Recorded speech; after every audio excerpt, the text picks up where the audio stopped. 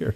Hello, I'm Claire, and my question is, Hi, Claire. In regards to transgender, I have an older sibling actually who's transgender, and my question is just how to approach that biblically, specifically in regards to what pronouns to use, and just in general. Yeah, Claire, bless your heart for asking that. Simply stated, there is no such thing as transgender. You're either XX or XY. That's it. God made man male and female. That is determined genetically. That is physiology. That is science. That is reality. This notion that you are something other than your biology is a cultural construct intended as an assault on God. Now, your sibling may not see it that way, but that's what it's all about.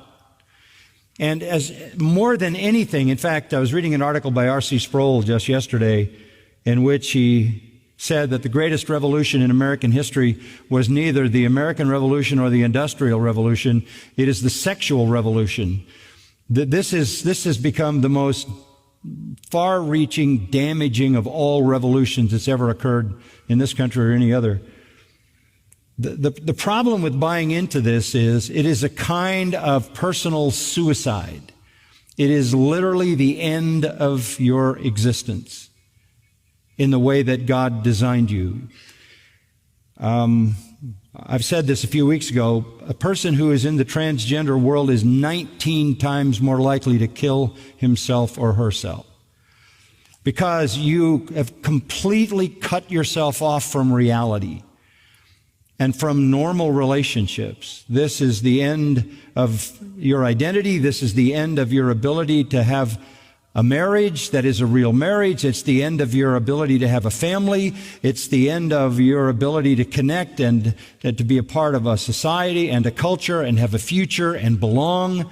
It is a kind of extreme isolation that can be no more extreme. You can't get more extreme than saying, I am not who I actually am.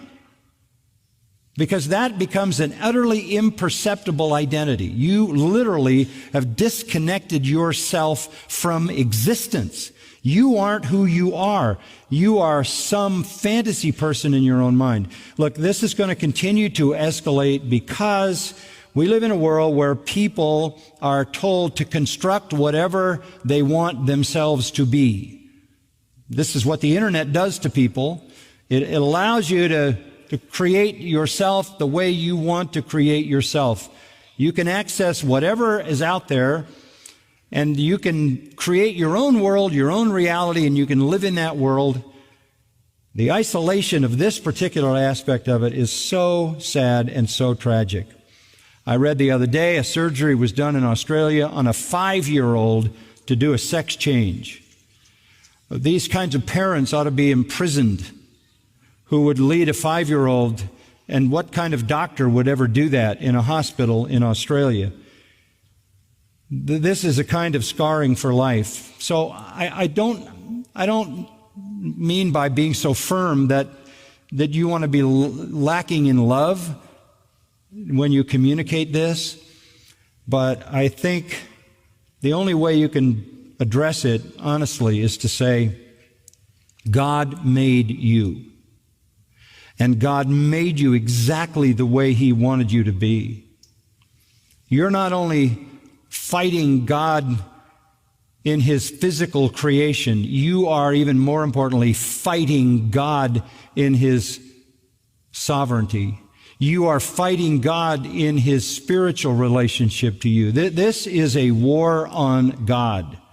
I'm not going to let God tell me who I am. I'm not going to let God define me. I'm going to be my own God. I'm going to define myself.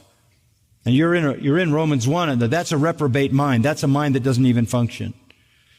So while saying that with firmness so you understand it, I think this has to be dealt with love and compassion, because there's some holes in the heart of someone going in that direction.